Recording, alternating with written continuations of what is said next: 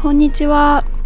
今回は冬の北海道へ車中泊旅へ行った時の総集編になります。マンチカンのリリーと一緒に行きました。2月の北海道ということで、気温は氷点下のマイナス10度は当たり前で、雪もたくさん降ってるし、道路の状態とか電気問題とかすごい不安だったけど、冬の北海道でしか見れない絶景を求めて、ほぼ勢いで旅に出ました。八戸港からシルバーフェリーを使って苫小牧港まで行きます。ちょっとね、節約貧乏旅なので八戸まで下道で行きたかったんだけど、準備に時間がかかっちゃって遅くなったので高速で行きました。ちなみに車内はこんな感じです。受付してから2時間ほど待機しました。フェリーのお部屋は個室が良かったので、2等 A 寝台のネット割引で26,800円でした。初めて車でフェリーに乗ります。なんかね、ちゃんと駐車できるかなとかいろいろ緊張したけど、誘導してもらってなんとか止めれました。で、リリーさんはフリーのペットルームがあるのでそこにいてもらえます。ペットを連れ込みできるお部屋もあるんだけど、やっぱりお値段が高くなっちゃうんで、無料のペットルームで我慢してもらいました。他の動物がいなくてよかったです。苫小牧まで約8時間のフェリー旅はほぼ寝てたので、船酔いすることもなく割と快適に過ごせました。そのために最後の便にしたっていうのもありますね。で、上陸して行きたい観光スポットとかは Google のピンを保存してたんですけど、結構アバウトというか細かい部分は全然計画立ててなかったので、しかも食材とかも全然準備してこなかったので、その日は買い物をしたりいろいろ調べて、もうちょっと計画立てたりゆっくり過ごしました。やっぱり北海道来たら新鮮なお魚食べたいですよね。この日はニシンの煮付けにしました。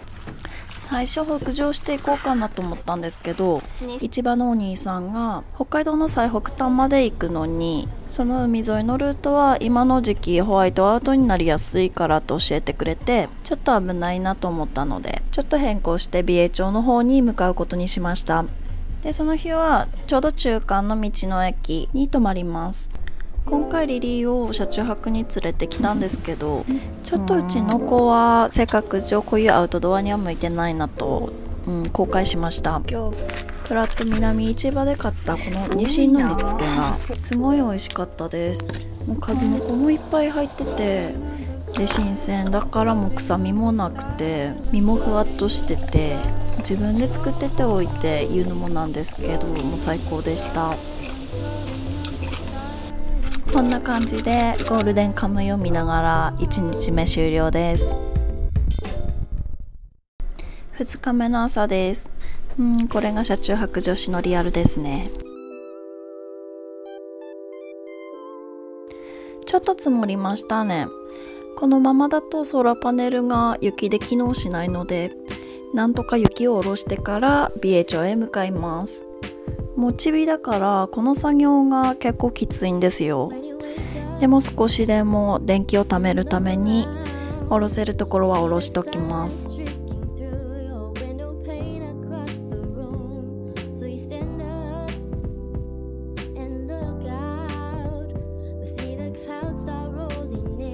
よし、出発の前に油入れに行ったんですけど、なんかすごい高くてびっくりしました。で、ここから美瑛の青池まで Google マップを設定して約1時間半のドライブになります。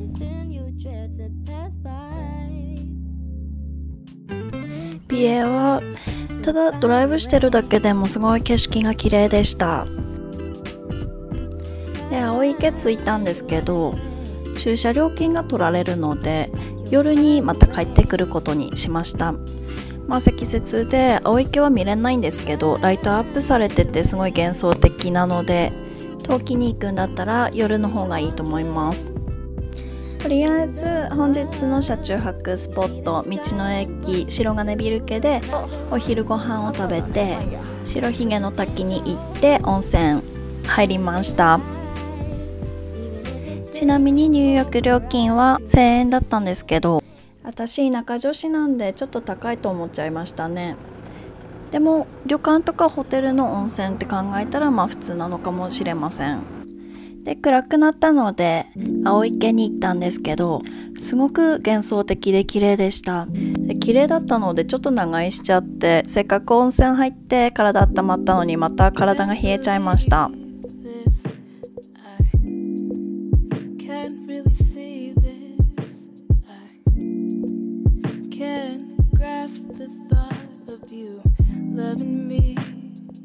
で、道の駅に戻ってきて、この日は苫小牧で買った北海道産のステーキを食べました。基本的には自炊になります。その地を使った食材を使って自炊できるっていうのも車中泊旅ならではですよね。外食もたまにしたいけど節約しながら食も楽しめるってすごくいいと思います。そして私はお酒も好きなので酒造に行くのも楽しみです。旅2日目のまとめです。この日は移動距離が約98キロで、費用が1676円でした。内訳としてはこんな感じです。前日に食材を 2,3 日分まとめて購入したので、この日の食費はかかりませんでした。おはようございます。旅3日目です。冬の車中泊ってめっちゃ乾燥するんですよね。そしてめっちゃ乾燥肌です。本日のポータブル電源の残量はどうでしょうか。36% か。ちょっと厳しくなってきましたね。でも昨日の最低気温はマイナス 7.7 度。思ってたよりあったかい。あったかいというか、冬の北海道ってマイナス15度とかなんか普通なイメージだったんで、そこまで下がんなくてよかったです。で、これって冬の北海道あるあるなのかな。何回拭いてもめっちゃ車が黒くなるんですよ。しかも汚れがそのまま凍って普通に拭いても取れないので、雪で拭いてみたら取れました。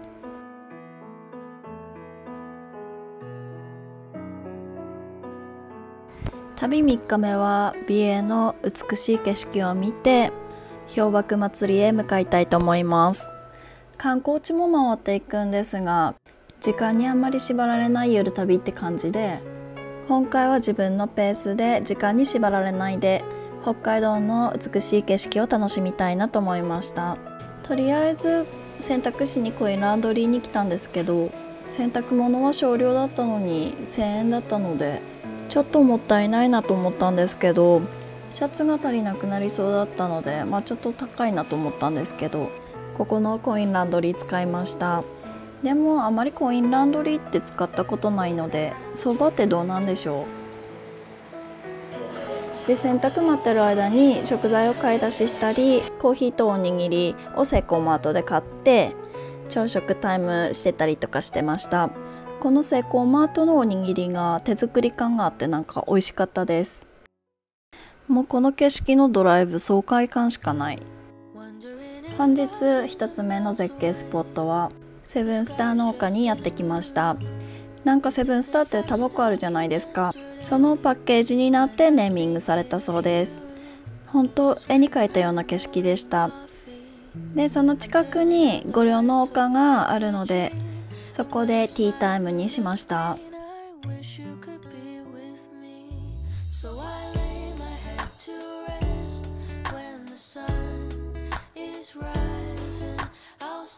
この小さい家で移動してそこから絶景を見ている感じはハウルの動く城を思い出します。っていうか、その映画の世界観とかアートが好きだったので影響されたのもキャンピングカーを作った理由の一つでした。すごく天気が良かったので、あそこから見る夕日も最高だっただろうなと名残惜しみながら氷瀑祭りへと後にしました。氷瀑祭りへ行く前に寄るところがありました。そう、旅の楽しみのうちの一つでもある酒造に行かないといけません。そこまで氷瀑祭りまでの道から外れてなかったので、高須酒造に来ました。ここでは自分の飲むお酒と一緒にお土産も購入したので、ちょっとお金使いましたね。実は日本酒って私あんまり飲まないんですけど、この車中泊で地酒を楽しみたくて飲むようになりました。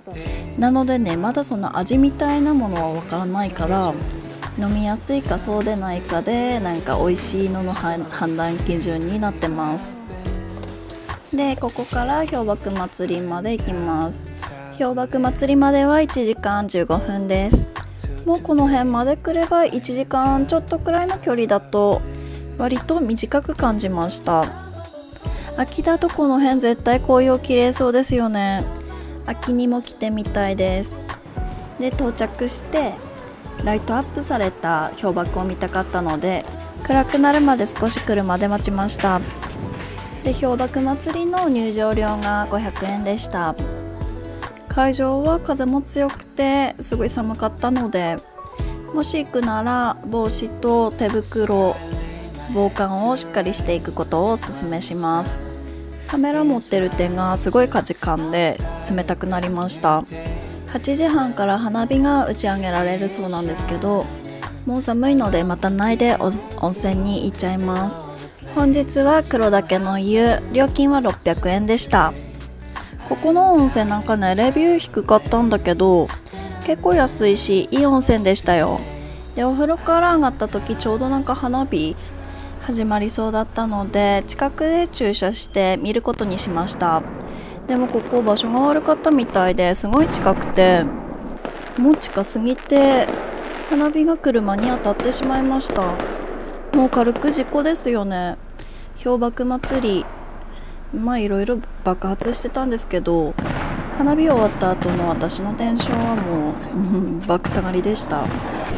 車のボディとかソーラーパネルが大丈夫が気になったんだけど、夜で見えないし、この辺車中泊ができるところがないので、また次の車中泊スポットまで1時間ちょっととか移動しないといけないので、とりあえず車は明日チェックすることにして車中泊スポットに向かいます。道の駅に着いたのがもう10時とかで遅かったので、もうこの日は特に何も食べずに寝ました。旅3日目のまとめ。移動距離が180キロで、費用が4789円でした。費用はお土産の分を除いて、自分で飲む分だけ入れてます。おはようございます。旅4日目の朝です。ソーラーパネルとかは届かなくて見れなかったんですけど、ボディは見た感じ、昨日の花火大丈夫そうでしたので、本日はずっと来たかった網走監獄なのでテンション爆上げでいきたいと思います。その前に腹ごしらえです。網走といったら網走監獄もだけど流氷もですよね。この流氷カレー食べたかったんですよ。すごい青ですよね。自炊だけどたまには外食も楽しみます。自炊だからたまにの外食が気兼ねなく楽しめるって感じかな。このクリオネのナンかわいい。2種類のカレーにタンドリーチキンがついたセットにしました。この白い流氷は鶏肉ですね。この青って何で着色してるのかな。すごい甘いカレーだったんだけど、甘さの中にスパイスが効いててすごい美味しかったです。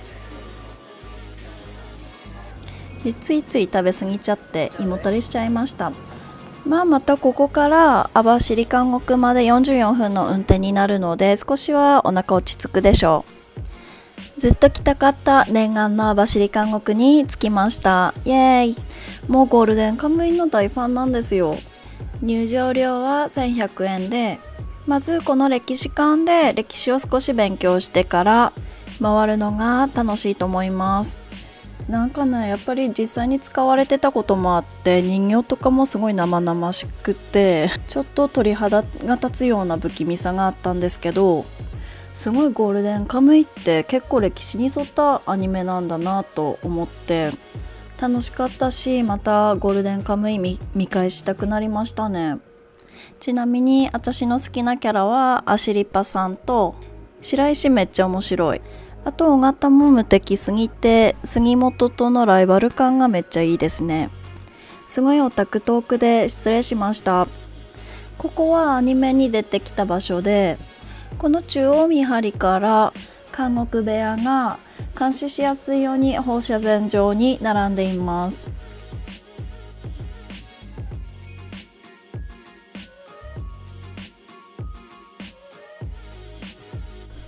やっぱりここの場所が一番テンション上がりました。でこの後流氷終わって進む観光船に乗りたかったので、ちょっと急ぎ足でお土産買って観光船に行きました。最後のやつはサンセットが見れる時間帯になります。流氷を終わって進んでいく様子は圧巻でした。普段観光船とかはあんまり乗らないんですけど、これは4000円払う価値あると思いましたね。海外旅行に行ってもなかなか見れるものじゃないと思うので、冬の網走に行った際にはぜひ乗ってみてください。ずっと外に行って体が冷えちゃったから温泉入りたかったんですけど、なんかこの辺コロナの影響で日帰り入浴やってないところが多いみたいです。なのでこの夜はかき鍋を食べて FF ヒーターをガンガンにして温まりました。流氷と桜ドラフトを買ってきました。流氷ドラフトはすごい柑橘で香りが強かったです。私はちょっと香りが強すぎるかなと思ったんですけど、多分女子好きだと思います。そして北海道限定の国士無双もいただきます。すごいね、これは後味がさっぱりしててすっきり飲みやすかったです。美味しかったです。いや、湯たんぽは絶対必要ですね。これと長野シュラフでマイナス15度とかは余裕だと思います。ちなみにこの日の最低気温はマイナス8度でした。旅4日目のまとめです。移動距離が 82.7 キロで使った費用が6700円でした。今回もお土産分は除いてるんですけど、網走監獄でお土産1万円くらい使っちゃいました。いや、網走楽しいですね。この日もゴールデンカムイを見ながら眠りにつきました。おやすみなさい。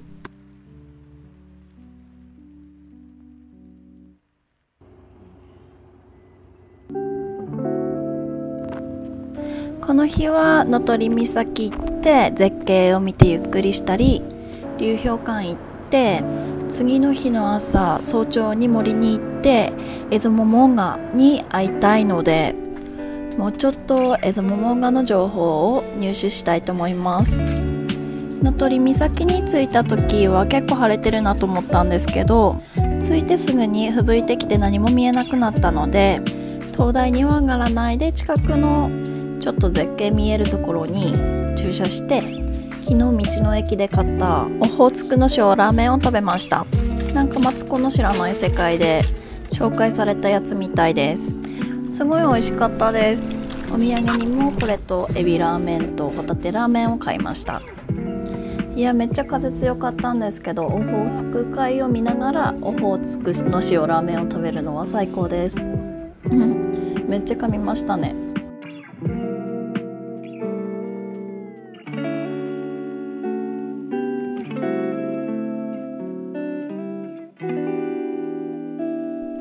で、名取岬の手前に2つ岩があったので来てみました。で、足跡が続いてたので結構向こうまで歩いて行ってみたんですけど、でもちょっとどこからが流氷だったかわからない感じだったので、ガイドとかいなくて流氷歩くのは危ないと思うので、あまり遠くまでは行かない方がいいと思います。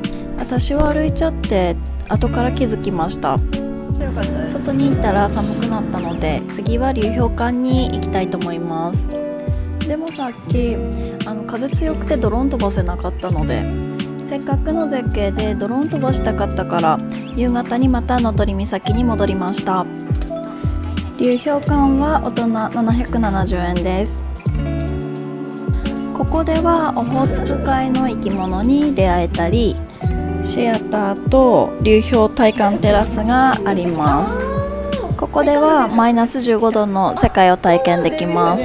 これはデヴィ夫人が座った椅子みたいで、私はなぜかそこに座ってタオルを回してます。めっちゃ凝りましたよ。でもここで一番気に入ったのはこのキャラメルのソフトクリームでしたオホーツク海の塩がかかってあって、このキャラメルの甘さとの相性がもう最高で、この甘じょっぱいのやめられません。であの後ドローン飛ばしに戻って、この日はなんとか温泉を探しました。網走湖畔温泉で料金は700円でした。この時期は網走ではコロナの影響で日帰り入浴やってるところが少ないみたいだったんですけど、最近はコロナなんか落ち着いてきたっぽいから日帰り入浴を再開したところも増えてきてるでしょうか。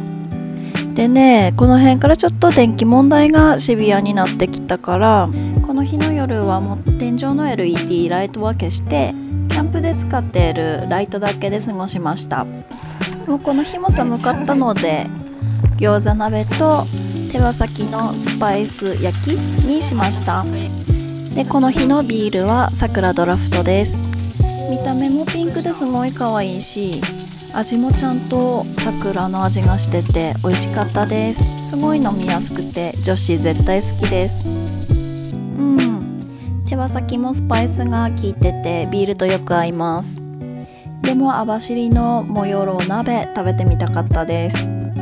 なんかいろんな海鮮が入ってて、だいたいどこのお店でも人数分しか作らないみたいなので、ほぼ完全予約制みたいな感じになってるそうです。私はこのグルメの存在を知ったのが当日だったので、もう時すでに遅しでした。5日目のまとめです。この日は移動距離が 66.7 キロで、使った費用が6682円でした。そのうち経由が4712円だったので、ほぼ流氷館の観光代と温泉の料金になります。この日は食費かかりませんでした。次の日はエゾモモンガに会いに森へ行くので、目標は4時半起きなんですけど、もう楽しいからなかなか早く寝れないんですよね。結局寝たのが11時くらいでした。6日目の朝です。駒場木の広場に来ました。素人だしエゾモモンが見つけれる自信はなかったけど、とりあえず森へ行ってみました。1時間くらい歩いて諦めて帰ろうとしたその時にエゾモモンガのおしっこを見つけたんですよ。で写真家さんもいて、ここが住みかだって教えてくれたので、ちょっと待ったらいました。もう可愛すぎてやばいです。もう北海道に来たら会いたいなと思ってたので、すごい嬉しかったです。モモンガも可愛かったけど、朝日もすごく綺麗で最高の一日のスタートでした。でね、この時実は財布なくして、でなんとか見つけてからベーシックというスーパーに来ました。もうそろそろ食材がなくなってきたので、あと2日分くらいの食材とお昼ご飯をついでに買いたいと思います。ここのスーパーは一番最初に行った市場のお兄さんに勧めてもらって来たんですけど、すごいいいスーパーでした。お惣菜がすごい安くて、ちょっとお昼ご飯買いすぎちゃいました。腹ごしらえをしてから次は知床に向かいます。知床に着いてすぐ早速鹿に会いました。野生動物に会えたらいいなっては思ってたんですけど、鹿がねなんかすごい道路に多くて、走行中に車の目の前を走って横に行ったりとかあったので危なかったです。鹿にぶつかっても保険は下りないそうなので、自然豊かなところに行くときは皆さん気をつけてください。そしておしんこしんの滝に来ました。ちょっと上がっていかないといけないんですけど、冬はすごい歩きづらいです。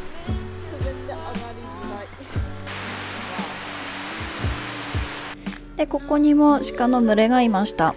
全部メスと子供ですね。なんか鹿って冬になればオスが餌がなくなるから森からメスを追い出すみたいです。ひどいですね。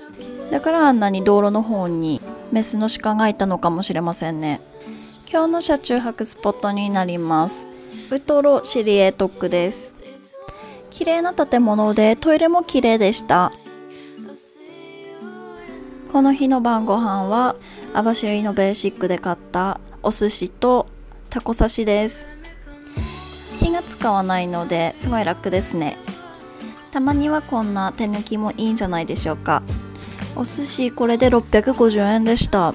安いですよね。400円の方もあったんですけど、せっかくなんで高い方にしました。でまた桜ドラフトです。このビールがねすごい気に入りました。そしてシーフードなんで白ワインです。もう電気がだいぶなくなってきたんで自然の冷蔵庫で冷やしておきました。私結構飲むんですよね。おちょこで少しずつ飲めば飲む量セーブされるかなと思ったんですけど、あんまり多分変わらないですね。旅6日目のまとめは、移動距離が 79.6 キロで使った費用が5590円でした。この日はただ野生動物にあったり焚き見たりとかだったので、ベーシックで買った食材の費用だけですね。北海道も終盤、最終日はプレペの滝へ行って阿琴半島に向かうことにしました。しかしめっちゃ車黒くなりましたね。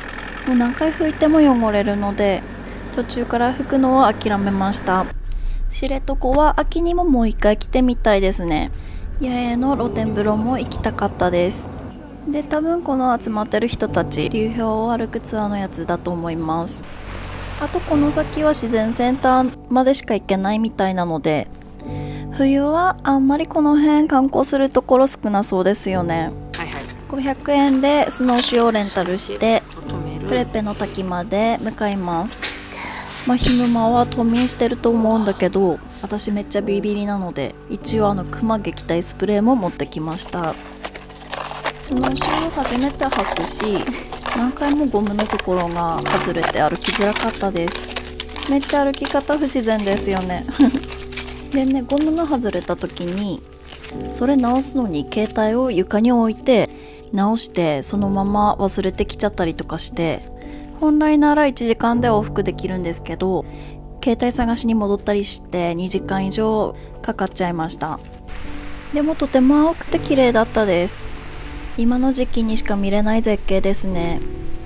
ここも美瑛の白ひげの滝とか青池と同じコロイドという成分が含まれてるんでしょうか。だから青いのかな。鳥も発見。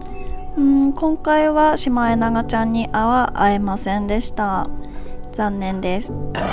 お昼にサンドイッチを作ってここまで来る道の途中で見つけた絶景スポットでランチタイムを取りたいと思います。この旅で一番したかったことが絶景を見ながら自分の家というか部屋で食事したりゴロゴロしたりまったり過ごすことでした。ご飯も食べたので無料の露天風呂が入れる和琴半島に向かいます。しかも温泉の目の前が湖なんですよ。めっちゃいいですよね。お湯加減とかどうなんだろうと思いながら和琴半島に着きました。湯気が立ってます。湖もちょっとあったかい。でも肝心の温泉はどうでしょう。温度完璧でした。体冷えてるから暑く感じるけど多分42度とか。そしてこれはさすがにもう一回車を拭きたいと思います。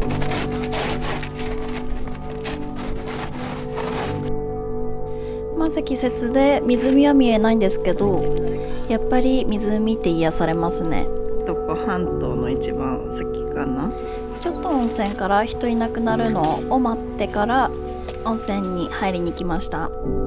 やっぱり外気温との温度差で温泉が結構熱く感じます。でも入っちゃってもう体慣れちゃえばちょうどよくて、もう最高に気持ちよかったです。で、桜ビールいただきます。もう幸せでしかないですよね。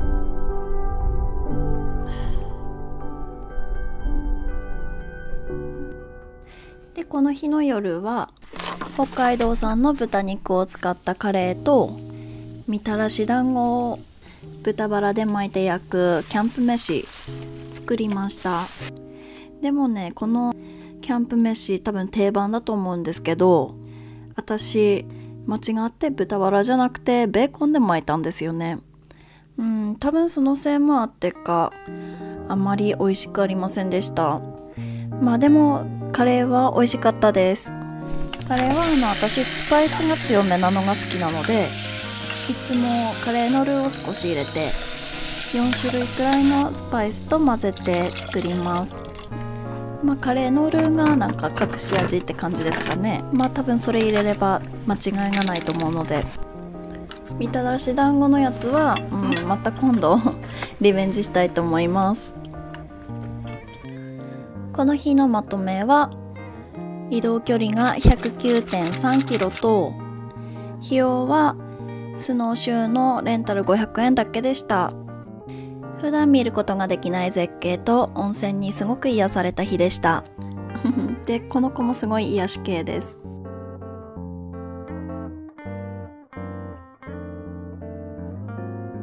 で、この夜が一番寒くてマイナス15度まで下がりました。でも南河線のシュラフに湯たんぽを入れて、でさらに家から持ってきた毛布を上にかけてだいぶあったかく寝れました。で、最終日もこの日は帰りの移動だけになります。頭をこっち側にして寝れば起きて寝袋から出ないで FF ヒーターに手が届くって結構後からになって気づきました。マイナス10度くらいになれば結構朝起きるのが辛いです。あとこの日はもう温泉をゆっくり堪能して朝ごはんもしっかり食べて苫小牧港へ向かいました。白鳥見ながら入れる無料の温泉なんてここだけだと思って、暑くなったら出て寒くなったら入ってを繰り返して1時間くらいゆっくり楽しみました。旅の総費用のまとめはこんな感じです。どうでしょうか？安いでしょうか？高いでしょうか？やっぱりね、フェリー代はどうしても高くなっちゃうんだけど、それ合わせても長期の旅行だと車中泊旅の方がいくらか安くなるのかなって私は感じます。動画が気に入ってくれたら高評価ボタンとチャンネル登録もよろしくお願いします。今回もご視聴ありがとうございました。また次の動画でお会いしましょう。じゃあね。